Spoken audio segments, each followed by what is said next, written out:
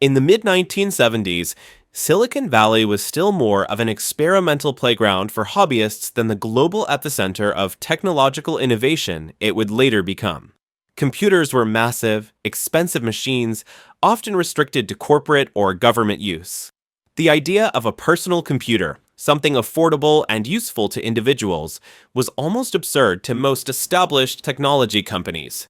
But for two young men, Steve Jobs and Steve Wozniak, this absurd vision was the foundation of a revolution. Steve Wozniak, known to his friends as Woz, was a gifted engineer and self-taught electronics wizard. By his mid-20s, he had already been building homemade computers for fun. He was deeply inspired by the emerging Homebrew Computer Club, a gathering of tinkerers, engineers, and dreamers who shared schematics and ideas. Woz's designs were not just functional, they were elegant in their simplicity, requiring fewer chips than other designs, which made them cheaper to build. Steve Jobs, on the other hand, was not an engineer, but a visionary. He had an uncanny ability to recognize market potential and a fierce determination to turn ideas into products. Jobs and Wozniak had met years earlier through a mutual friend, Bill Fernandez, and quickly bonded over electronics, pranks, and a shared dream of doing something meaningful. In 1975, Woz had been working at Hewlett-Packard and Jobs at Atari. That year, Woz completed the design for what would become the Apple I, a single-board computer far ahead of its time. Unlike most computer kits of the day, which arrived as bags of parts and instruction sheets, the Apple I came fully assembled. It still required a keyboard, power supply, and display, but it represented a huge leap forward in accessibility. Jobs saw the commercial potential immediately. In March 1976, he persuaded Woz to turn the hobby project into a real business. With only a few $100s in hand, they decided to form a company. Jobs sold his Volkswagen microbus, Woz sold his HP 65 calculator, and together they scraped together $1,350. On April 1st, 1976, Apple Computer Company was officially founded in the garage of Jobs' family home at 2066 Chris Drive, Los Altos, California. The first big break came when Paul Terrell, owner of the Byte Shop, one of the first computer stores in the world, agreed to buy 50 units of the Apple I at $500 each, but only if they were fully assembled. This was a radical idea, as most computers sold to hobbyists at the time were in kit form. Jobs convinced a local electronics supplier to give them parts on credit, promising payment after delivery. Over the next several weeks, Jobs, Woz, and friends worked tirelessly in the garage to assemble the boards, test them, and package them for delivery. The Apple I officially launched in July 1976, priced at $666.66. Woz liked repeating numbers. Only about 200 units were produced, but it established Apple as a legitimate player in the nascent personal computer industry. Encouraged by the modest success of the Apple I, Jobs pushed Woz to design a more advanced machine. Woz, motivated by the idea of making computers truly useful for the average person, began working on the Apple II, a fully enclosed system with a keyboard, color graphics, and the ability to connect to a standard TV. This would become the product that changed Apple's destiny. By early 1977, Apple was incorporated as Apple Computer Incorporated with the help of Mike Markkula, a former Intel marketing manager and investor. Markkula's $250,000 investment not only provided critical funding, but also gave the company much-needed business credibility.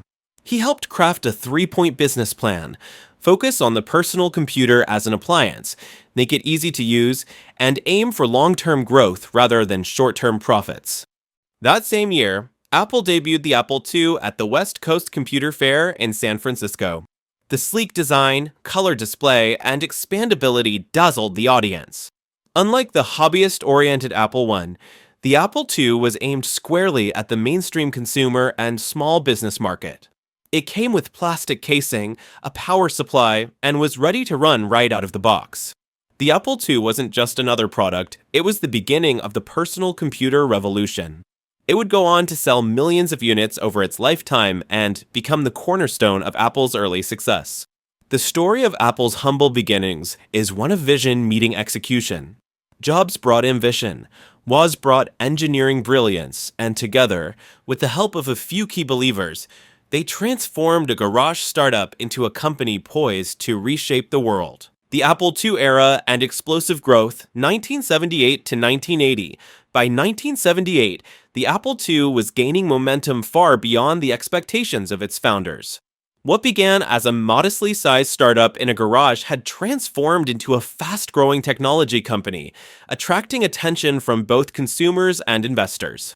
The Apple II's combination of ease of use, color graphics, and expandability made it a standout product in the emerging personal computer market. One of the most critical developments during this period was the creation of VisiCalc, the first spreadsheet program for personal computers. Developed by Dan Bricklin and Bob Frankston in 1979, VisiCalc transformed the Apple II from a hobbyist gadget into an essential business tool. Small businesses that could never afford mainframes or mini computers now had the power to perform complex financial modeling right on their desks. Sales of the Apple II surged as a result, and VisiCalc became known as the first killer app in computing history. Apple's corporate culture takes shape. The young company's culture was a mix of counterculture idealism and hard-driving business ambition. Steve Jobs pushed relentlessly for perfection in design and usability. Wozniak, while less interested in the business side, continued to innovate technically. Mike Markula played the role of mentor and strategist, ensuring that Apple maintained a clear vision and disciplined operations. Apple's headquarters moved out of Jobs' parents' garage and into a real office space in Cupertino, California. The company hired engineers, marketing staff, and operations teams to meet the growing demand for its products. From the start, Apple emphasized branding. Its rainbow-striped Apple logo became an instantly recognizable symbol of creativity and innovation. IPO and financial success. Apple's growth attracted significant investment interest, leading to its initial public offering, IPO, on December 12, 1980. The IPO was a massive success. Shares opened at $22 and quickly soared, making over 300 employees instant millionaires. At the time, it was the largest IPO since Ford Motor Company in 1956. This influx of capital gave Apple the resources to fund new product development, expand distribution, and cement its place as a leader in the personal computer industry. By the end of 1980, Apple's revenues had grown from $7.8 million in 1978 to $117 million, an astronomical increase for such a young company. The competitive landscape, however, Apple's early success did not go unchallenged. Competitors like Commodore, Tandy/Radio Shack, and eventually IBM began entering the personal computer space. While the Apple II was still a strong seller, Jobs and the executive team understood that staying ahead would require constant innovation. To prepare for the next leap forward, Apple began investing heavily in research and development. Two major projects were launched: the Apple III, aimed at business users, and the Lisa, an ambitious next-generation computer with a graphical user interface, GUI. Jobs believed GUI technology, inspired by innovations at Xerox PARC, would be the future of computing. Challenges ahead. Despite the momentum, Apple faced growing pains. The Apple III, launched in 1980, suffered from reliability issues that hurt its reputation. Internally, tensions began to surface between Jobs' uncompromising design philosophy and the realities of manufacturing and market demands. Still, the company's success with the Apple II provided enough financial cushion to weather these setbacks. By the dawn of the 1980s, Apple was no longer just a quirky startup. It was a publicly traded, multi-million-dollar company with a rapidly expanding workforce, a strong brand, and a bold vision for the future of personal computing. The stage was set for both breakthrough innovations and dramatic challenges that would define the next decade. By 1981, Apple was sitting atop the personal computing wave it had helped create.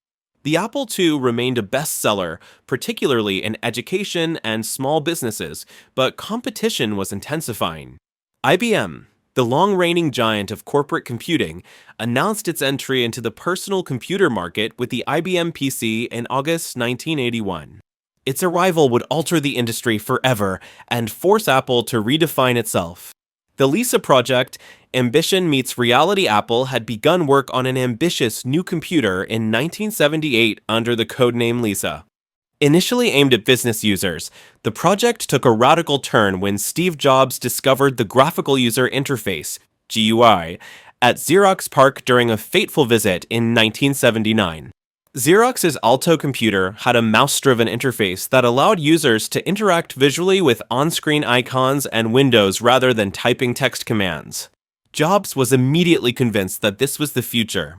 The Lisa team was tasked with creating a GUI-based computer for the mass market, a revolutionary leap forward in usability. However, innovation came at a price. The Lisa's development dragged on, costs ballooned, and the machine became over-engineered. When it finally launched in January 1983, the Lisa boasted advanced features: a 5 MHz Motorola 68000 processor, built-in hard drive, and bundled Office software. But its $9,995 price tag put it out of reach for most buyers. Sales were disappointing, and the Lisa became a cautionary tale about balancing innovation with market reality. The Macintosh. Simplicity as strategy. Even before the Lisa was completed, Jobs turned his attention to a small, under-the-radar project led by Jeff Raskin, the Macintosh. Raskin envisioned an affordable, easy-to-use computer for the average person. Jobs took over the project in 1981, infusing it with his obsession for elegance and perfection. The Mac team became a tight-knit, secretive group working in a building marked with a pirate flag. Jobs famously declared, "It's better to be a pirate than join the Navy." The Macintosh would feature a GUI like the Lisa, but in a smaller, cheaper package. Jobs insisted on a mouse-driven interface, beautiful typography, thanks to a revolutionary bitmapped display and seamless integration of hardware and software. The iconic launch on January 24, 1984, Apple unveiled the Macintosh in one of the most famous product launches in history. 2 days earlier, during the Super Bowl, Apple aired its 1984 commercial, directed by Ridley Scott.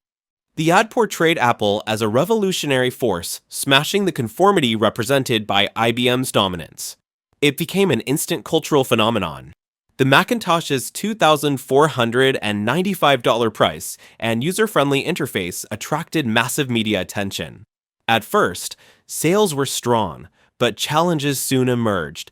The Mac's limited memory, 128 kilobytes, and lack of software hampered its adoption.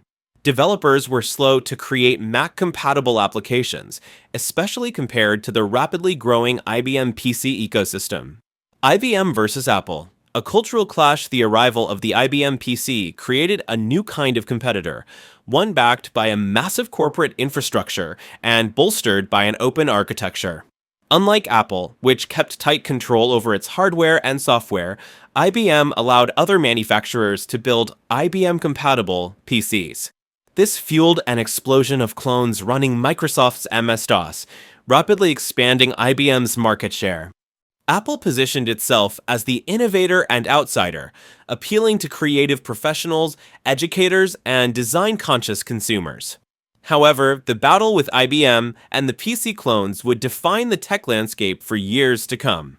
Internal power struggles. As 1984 progressed, tensions inside Apple escalated. Jobs' management style, inspirational yet volatile, clashed with CEO John Sculley, whom Jobs had recruited from Pepsi in 1983 with the famous pitch, "Do you want to sell sugar water for the rest of your life? Or come with me and change the world?" Their partnership, initially strong, began to crack under the pressure of disappointing Macintosh sales and differing strategic visions. The period from 1981 to 1984 was both exhilarating and turbulent for Apple. The company had delivered 2 groundbreaking products, reshaped the public's perception of computers, and gone head-to-head with the most powerful company in tech. But behind the scenes, conflicts were brewing that would soon explode into one of the most dramatic episodes in Apple's history. The power struggle, Jobs' departure, and Apple's decline. 1985 to 1996. By early 1985, Apple's image as the rebellious innovator was still strong in the public eye, but inside the company, storm clouds were gathering. The Macintosh had made a cultural splash, yet sales had fallen short of expectations. IBM and its clones were dominating the business market, Microsoft's MS-DOS was becoming a de facto standard, and Apple was struggling to expand its software ecosystem fast enough. The Scully conflict Steve Jobs, still in his early 30s, was the heart and soul of Apple's visionary side, but his perfectionism, impulsive decision-making, and confrontational management style often clashed with the more measured, corporate approach of CEO John Scully. Scully wanted to stabilize the company's finances and focus on the Macintosh as a business machine. Jobs wanted aggressive innovation and risk-taking. The breaking point came in 1985. After a series of disagreements over strategy and disappointing quarterly results, Scully moved to reorganize the company, stripping Jobs of managerial responsibilities. Faced with the prospect of being sidelined at his own company, Jobs resigned in September 1985, taking several Apple employees with him to start a new venture, Next Incorporated post-Jobs Apple, short-term stability. Long-term trouble in the immediate aftermath, Apple continued to grow financially. The Macintosh Plus, 1986, and Macintosh 2, 1987, improved hardware specifications and expanded into desktop publishing, thanks to the combination of Aldus PageMaker and the LaserWriter printer. This desktop publishing revolution became one of Apple's key strongholds, particularly among graphic designers and creative professionals. The late 1980s also saw Apple experimenting with new product lines, including the Newton Message Pad, an early personal digital assistant, and the PowerBook series of laptops. The PowerBook, launched in 1991, set the design standard for modern laptops with its palm rests and built-in trackball. However, behind these successes were troubling signs. Apple's products were expensive compared to PC clones. The company's insistence on controlling both hardware and software limited its market reach, while Microsoft Windows, first released in 1985 and improved dramatically with Windows 3.0 in 1990, began capturing mainstream users. Strategic missteps throughout the early 1990s, Apple launched numerous products that failed to gain traction. Models like the Macintosh Performa line were confusingly branded and marketed. The Newton, while visionary, suffered from poor handwriting recognition and high costs. At the same time, Microsoft was expanding aggressively, and Intel's processors were advancing faster than Motorola's chips, which powered Apple's computers. The company's closed ecosystem, once a strength, was increasingly seen as a limitation in a world moving towards standardization. PC manufacturers could build cheaper, faster machines running Windows, and businesses overwhelmingly chose the IBM-compatible route. Financial decline by the mid-1990s, Apple was losing market share at an alarming rate. In 1995, Windows 95 launched with a highly publicized marketing campaign, further eroding Apple's position. The company's product lineup became bloated and unfocused. Multiple overlapping Macintosh models confused consumers, and the brand's once clear identity was fading. Losses mounted. In 1996, Apple reported a staggering $816 million loss. Analysts openly speculated whether the company could survive. Layoffs and restructuring followed, but the deeper problem was strategic. Apple lacked a clear, innovative direction. The search for salvation in an effort to regain momentum, Apple looked for a modern operating system to replace its aging Mac OS. The solution would come from an unexpected source, Steve Jobs' own company, Next. In late 1996, Apple announced it would acquire Next for $429 million.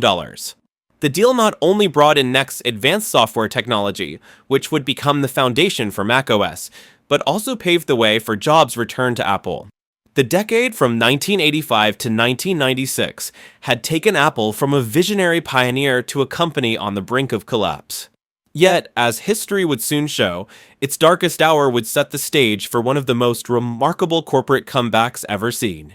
The return of Jobs and the beginning of the comeback, 1997 to 2000.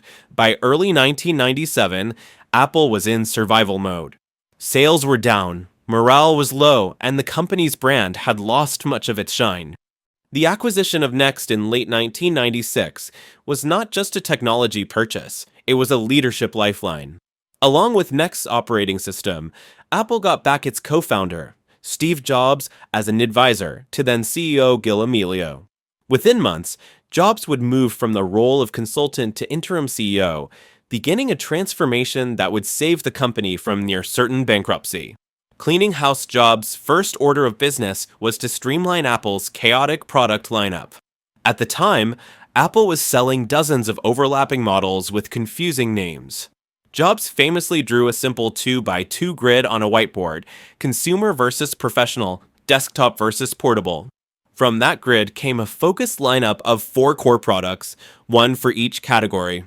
This ruthless simplification allowed Apple to cut costs, focus its engineering talent, and communicate more clearly with customers. He also canceled unprofitable projects, including the Newton, and refocused resources on a smaller number of high-impact products. Thousands of jobs were cut, manufacturing was outsourced, and operations were tightened under the leadership of Tim Cook, whom Jobs hired in 1998 to run worldwide operations.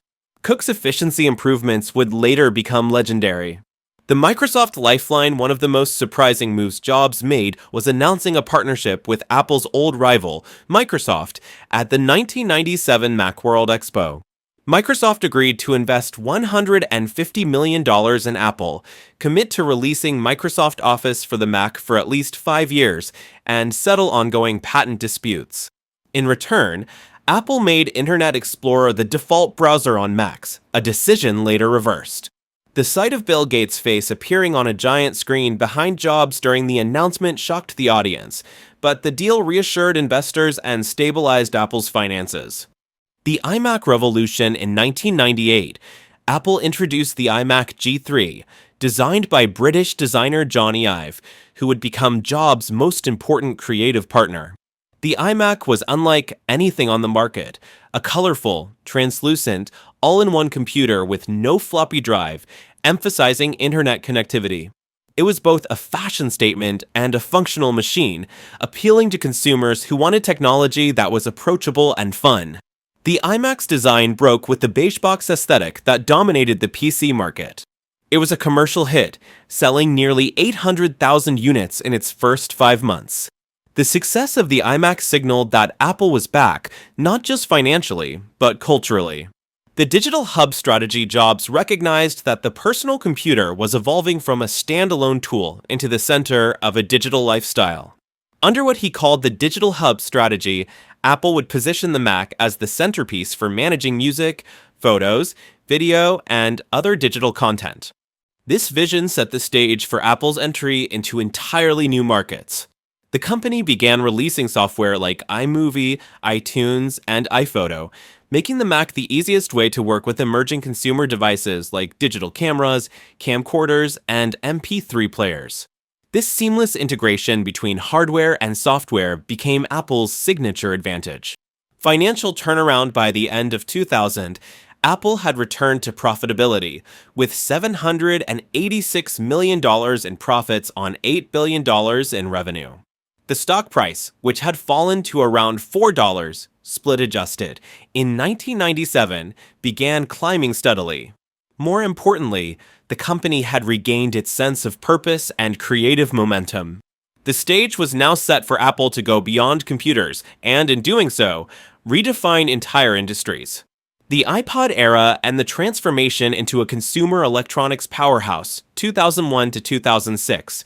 By 2001, Apple had stabilized as a profitable computer maker, but Steve Jobs had no intention of stopping there. His vision extended far beyond Macs.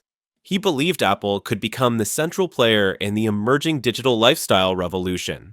The first big step in that direction would come in the form of a small white device that would change the music industry forever. The birth of the iPod on October 23, 2001, Apple introduced the iPod.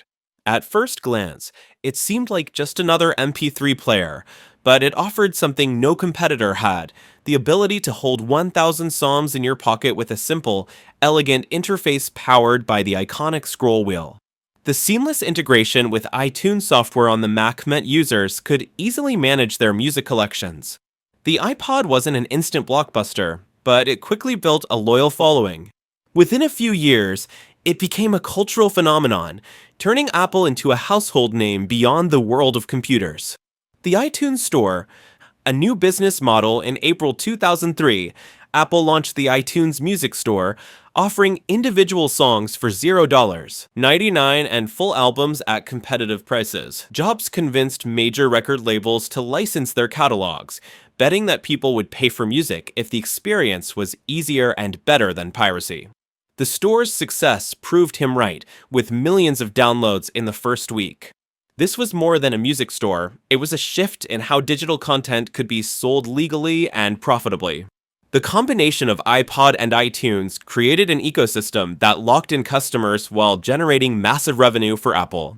Expanding the iPod line, Apple iterated quickly, releasing slimmer, higher capacity iPods, as well as new models like the iPod Mini 2004 and iPod Nano 2005. The product's appeal extended across demographics and geographies. By 2006, Apple had sold over 88 million iPods, dominating the MP3 player market with more than 75% share. The white earbuds became a cultural icon, often featured in Apple's minimalist silhouette advertising campaigns.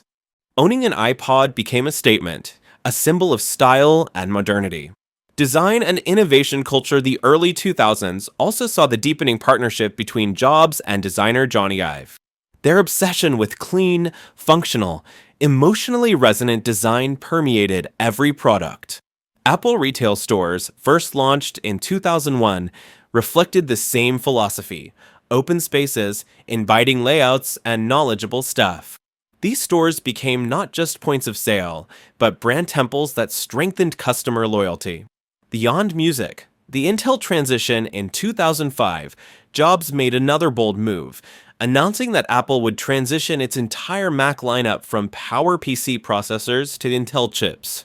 This change, completed in 2006, allowed Macs to run faster, more power efficiently, and even support Windows, eliminating one of the biggest barriers for PC switchers.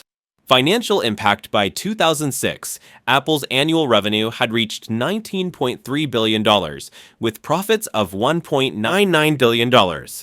More importantly, the company had transformed its public image. No longer just a niche computer maker, Apple was now a trend-setting consumer electronics powerhouse. What the world didn't yet know was that Jobs and his team were already working on the next big thing, a product that would make the iPod era look like a warm-up act. The iPhone revolution, 2007 to 2010. By 2007, the iPod had cemented Apple as a cultural and technological leader, but Steve Jobs was already focused on the next leap forward. Mobile phones were becoming more sophisticated, but most were clunky, with tiny screens, physical keyboards, and limited internet capabilities. Jobs saw an opportunity to combine the iPod, a phone, and an internet communicator into a single device, something sleek, powerful, and intuitive. The unveiling of the iPhone on January 9, 2007, during his keynote at the Macworld conference in San Francisco, Jobs delivered one of the most celebrated product reveals in history. He teased the audience by announcing 3 revolutionary devices: a widescreen iPod with touch controls, a revolutionary mobile phone, and a breakthrough internet communicator. The twist? They weren't 3 devices, they were all the same product: the iPhone. The first iPhone featured a 3.5-inch capacitive touchscreen, eliminating the need for a physical keyboard, and a multi-touch interface that allowed pinch-to-zoom gestures. It ran a stripped-down version of Mac OS X, bringing desktop-class capabilities to a mobile device. Integration with iTunes made syncing media simple, and Safari offered the first truly usable mobile web browser. When it launched on June 29, 2007, lines wrapped around Apple stores for days. Despite being exclusive to AT&T in the US and priced at $499 to $599, the iPhone sold over 6 million units before its successor arrived. The App Store, a platform revolution in 2008, Apple opened the App Store, allowing third-party developers to create software for the iPhone. Within a year, the store offered over 85,000 apps and had logged more than 2 billion downloads. The App Store didn't just enhance the iPhone, it created an entirely new economy for mobile software, empowering developers and giving consumers endless customization options. That there's an app for that slogan entered popular culture, and Apple took a 30% cut from all sales, adding a lucrative new revenue stream. Redefining the smartphone market, the iPhone's impact was immediate and seismic. Competitors scrambled to respond, with Google's Android platform emerging as the primary challenger. Physical keyboards quickly disappeared from the industry, and the smartphone became the central personal device for millions worldwide. Apple released yearly updates, the iPhone 3G 2008, with faster data and GPS, and the iPhone 3GS 2009, with improved performance and video recording. In 2010, the iPhone 4 introduced the high-resolution Retina display and a striking glass and steel design, setting new standards for mobile hardware. The iPad and post-PC vision in January 2010, Jobs unveiled another major product, the iPad. Positioned between a smartphone and a laptop, the iPad used the same touch interface as the iPhone but offered a larger screen for browsing, media consumption, and apps. Critics initially dismissed it as a big iPhone, but consumers embraced it. Within 80 days, Apple sold 3 million units, validating Jobs' post-PC vision in which mobile devices would surpass traditional computers in importance. Financial explosion between 2007 and 2010, Apple's revenue more than tripled, from $24 billion to $65 billion, and net income jumped from $3.5 billion to $14 billion. The company's market value soared, making it one of the most valuable corporations in the world. The final years of Steve Jobs' leadership, while Apple was at the peak of its creative and financial power, Jobs' health was declining due to complications from pancreatic cancer. Despite medical leaves, he remained deeply involved in product development, ensuring that the DNA of Apple's design philosophy would endure. The iPhone had transformed not only Apple, but also the entire technology industry. Yet, even greater milestones and new challenges lay ahead as Apple prepared for a future without its iconic founder. The post-Jobs era and Apple's expansion, 2011 to 2015. By 2011, Apple was at the height of its influence. The iPhone dominated the smartphone market, the iPad was rewriting the rules of personal computing, and the Mac was enjoying renewed popularity. But behind the scenes, a historic transition was unfolding. The passing of a visionary on August 24, 2011, Steve Jobs resigned as CEO due to declining health, recommending COO Tim Cook as his successor. Cook, known for his operational genius and calm leadership style, had already been running much of Apple's day-to-day business during Jobs' medical leaves. Just weeks later, on October 5, 2011, Jobs passed away at the age of 56. His death sent shockwaves through the tech industry and beyond. Many wondered if Apple could maintain its innovative edge without the man who had so closely shaped its identity. Tim Cook's leadership style, Cook's approach differed from Jobs. He was less of a product showman and more of a strategic operator. He focused on scaling Apple's global supply chain, expanding into new markets, and strengthening relationships with partners and governments worldwide.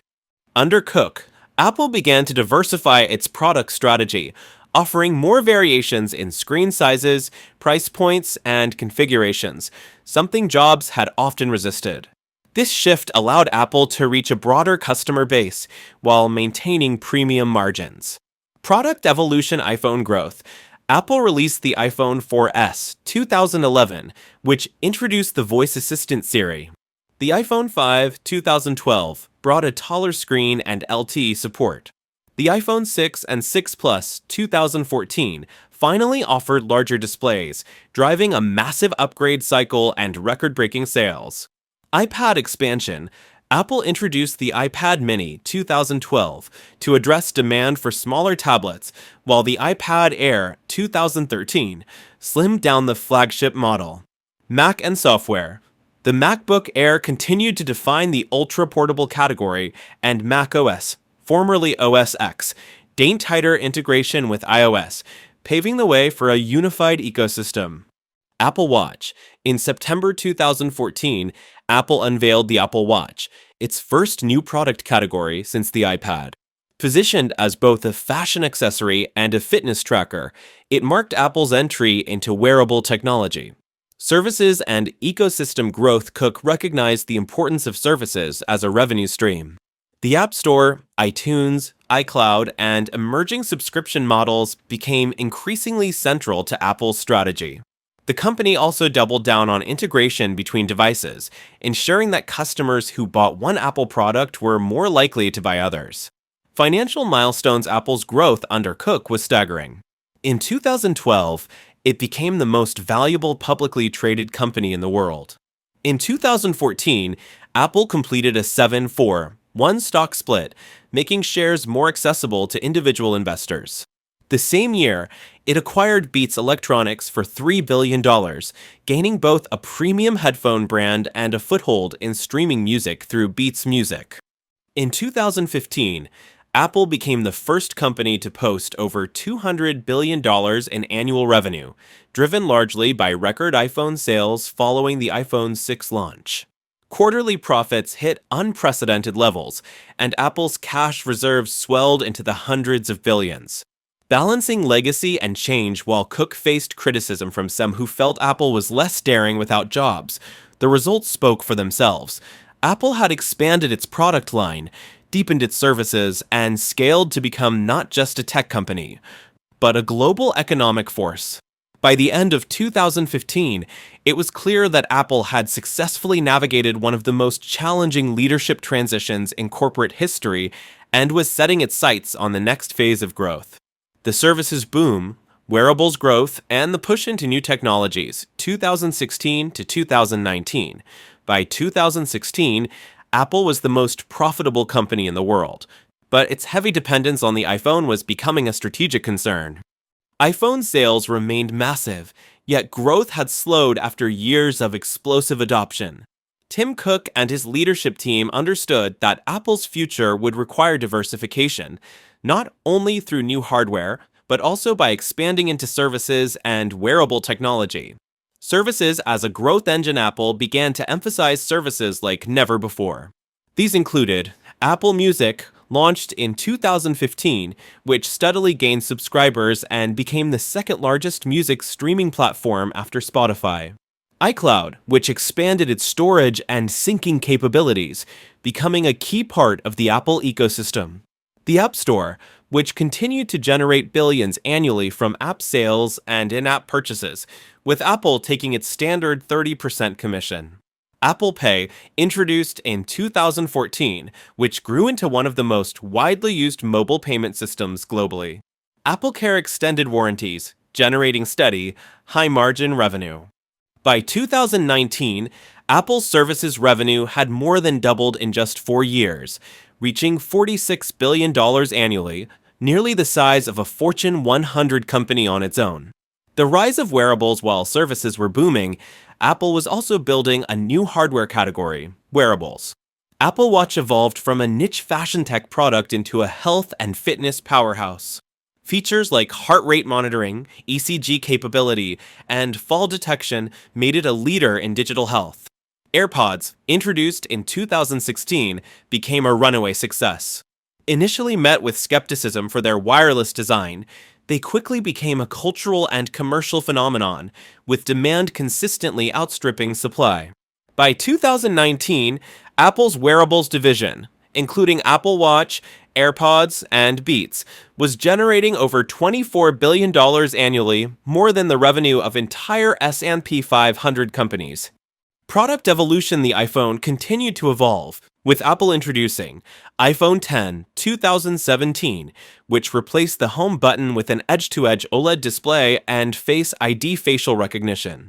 iPhone XR, XS, XS Max 2018, expanding the OLED lineup. iPhone 11 series 2019 with improved cameras and battery life. The Mac line also saw significant updates, including the introduction of the MacBook Pro with Touch Bar in 2016 and the redesigned MacBook Air in 2018.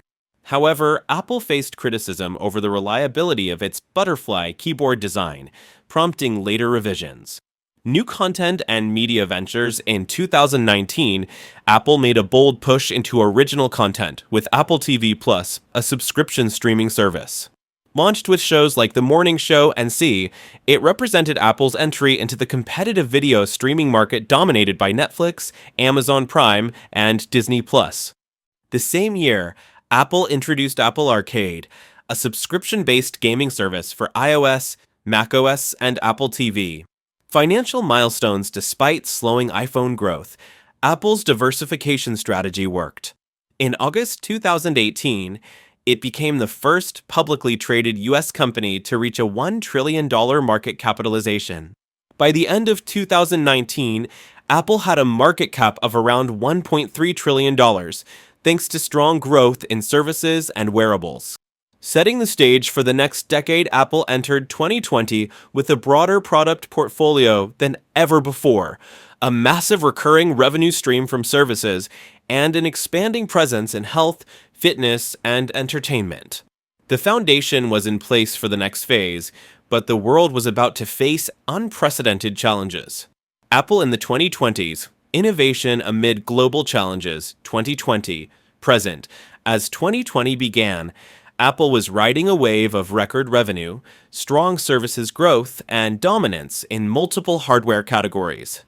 Then the COVID-19 pandemic struck, disrupting supply chains, closing retail stores, and creating economic uncertainty worldwide. Yet, Apple demonstrated remarkable resilience and even thrived during one of the most volatile periods in modern history. Navigating the pandemic, Apple's global manufacturing network faced severe challenges as factories in China temporarily shut down. Tim Cook's supply chain expertise proved invaluable in managing delays and adjusting logistics. Apple also leaned heavily on its online store and digital ecosystem to maintain sales while its retail locations were closed. Demand for personal technology surged as remote work, online education, and digital entertainment became essential. iPads saw renewed popularity, Macs experienced double-digit sales growth, and accessories like AirPods and Apple Watch remained in high demand. Apple also contributed to pandemic relief efforts, producing face shields, donating masks, and developing COVID-19 screening tools in collaboration with health authorities.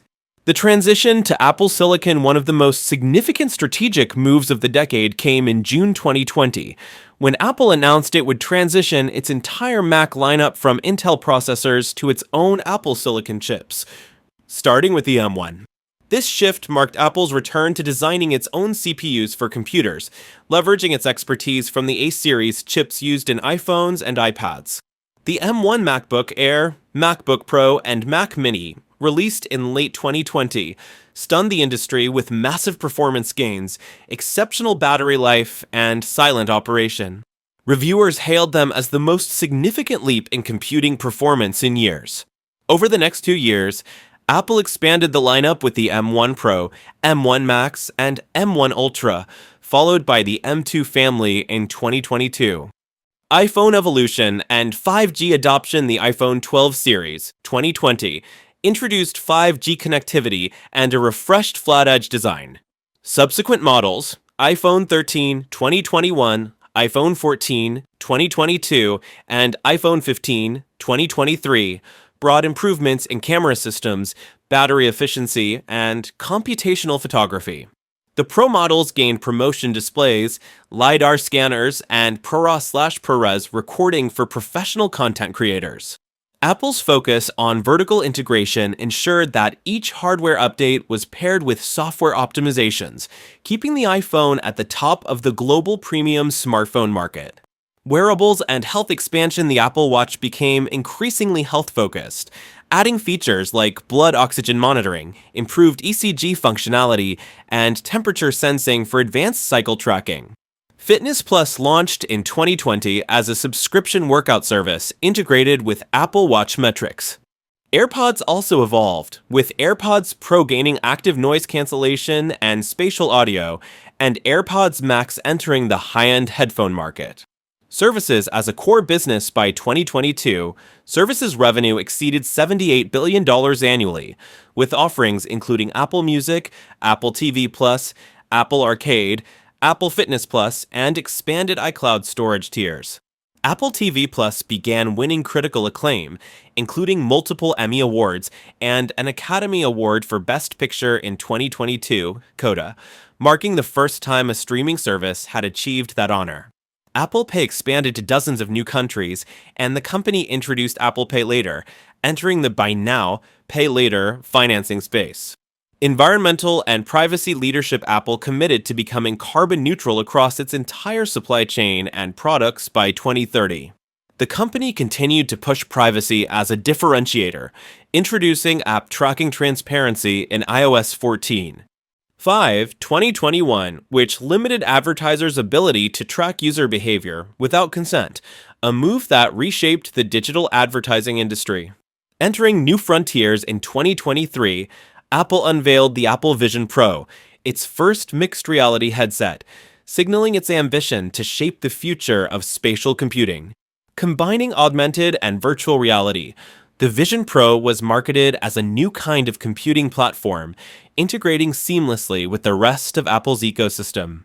Financial and market dominance by 2023, Apple's market capitalization had surpassed $3 trillion, making it the most valuable publicly traded company in history. Despite global inflation, supply chain disruptions, and geopolitical tensions, Apple maintained strong margins and brand loyalty unmatched in the industry. Looking ahead, Apple's success in the 2020s has been defined by adaptability, ecosystem integration, and relentless innovation. From weathering the pandemic to leading in chip design, from expanding services to pushing into new computing platforms, the company has maintained its core principles: focus on user experience, control the entire product stack, and combine technology with design in ways that feel almost magical. Nearly 5 decades after two young Steves started building computers in a Los Altos garage, Apple remains at the forefront of shaping how people interact with technology and shows no signs of slowing down.